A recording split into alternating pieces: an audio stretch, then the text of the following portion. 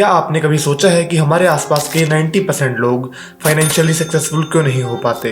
क्यों अक्सर लोग कर्ज के तले दबे रहते हैं और सालों साल उनकी फाइनेंशियल सिचुएशन सही नहीं होती? असल में वो कुछ ऐसी गलतियां कर रहे हैं जिनका उन्हें अंदाजा भी नहीं है, और यही गलतियां उन्हें द मिडिल क्लास ट्रैप में फंसाए रखती हैं। इस वीडियो को मैंने 3 क्रिटिकल सेक्शंस में डिवाइड किया है। पहला, द कोर मिस्टेक, वो गलती जो आपको इस ट्रैप से बाहर नहीं निकलने देती। दूसरा है द डेंजर जोन, क्यों ये ट्रैप आपकी लाइफ को बर्बाद कर सकता है। तीसरा पॉइंट है द एस्केप प्लान, आप कैसे इस ट्रैप से बच सकते हैं और अगर इसमें आप फंस गए हैं तो उससे कैसे बाहर आना है। इस वीडियो का हर एक पॉइंट बहुत इंपॉर्टेंट है जो तुम्हें बिल्कुल भी स्किप नहीं करना, और इस बात का ध्यान रखना कि अगर बीच में वीडियो छोड़कर आप गए तो हम भी ये कह जाएंगे, बीच भंवर में साथ छोड़ने वाले भी बह जाएंगे, और यदि युद्ध में अर्जुन बनना है तो पूरी बात सुने, अर्ध कथाएं सुनने वाले अभिमन्यु ही रह जाएंगे। Section 1, the mistake. सपोज करो कि राहुल एक प्राइवेट कंपनी में काम करता है, उसकी मंथली सैलरी 50,000 रुपीज है, उसकी फैमिली में वो है, उसकी वाइफ है, उसकी बेटी है और उसके मम्मी पापा है।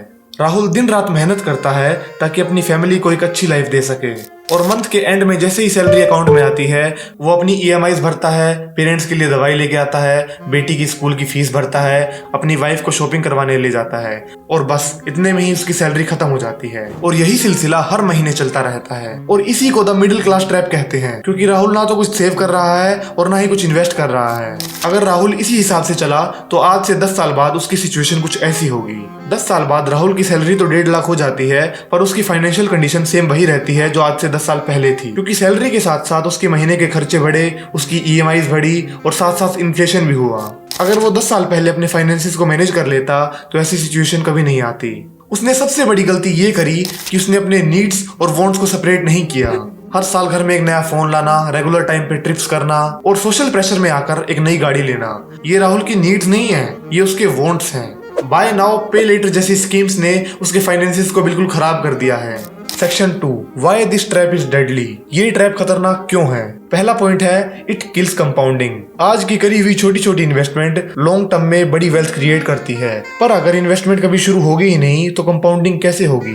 दूसरा पॉइंट है नो सेफ्टी नेट, आपके पास इमरजेंसी के लिए कोई फंड नहीं है। सपोज कि तुम्हारी फैमिली में कोई मेडिकल इमरजेंसी आ जाती है तो तुम्हारे पास कोई इमरजेंसी फंड नहीं है। तीसरा पॉइंट है डेथ ऑफ ड्रीम्स, अगर आपको फ्यूचर में अपना कुछ साइड बिजनेस शुरू करना है तो आपके पास उस बिजनेस में लगाने के लिए कोई कैपिटल नहीं होगा। Section 3, how to escape this trap, ये इस वीडियो का सबसे इंपॉर्टेंट सेक्शन है। इस ट्रैप से बाहर निकलने के लिए आपको मेनली 4 स्टेप्स को फॉलो करना है।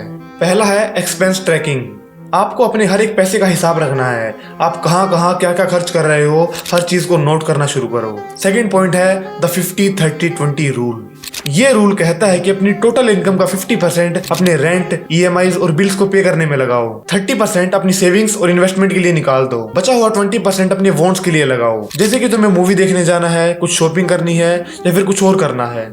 तीसरा पॉइंट है द अल्टरनेट रूल, सपोज करो कि आप हर वीकेंड पार्टी करते हो, आप उन्हीं पार्टीज को रेगुलर करने के बजाय अल्टरनेट वीकेंड्स पर करो।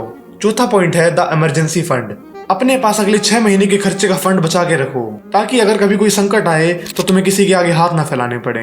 आप में से मैक्सिमम लोग इन बातों को 2 दिन बाद भूल जाओगे और उसी ट्रैप में फंसे रहोगे। तुम्हें ये भी लग सकता है कि ये करना आसान नहीं है, पर भाई अगर ये करना आसान होता तो हर कोई कर लेता और हर कोई अमीर होता। तो फैसला सिर्फ आपका है, आपको सिर्फ देखना है या फिर इसे फॉलो भी करना है। अगर इस वीडियो से आपको कुछ भी वैल्यू मिली तो लाइक कर देना और कमेंट्स में बताना, और अगर फ्यूचर में ऐसी ही हेल्पफुल वीडियोस देखना चाहते हो तो मुझे सब्सक्राइब करना मत भूलना।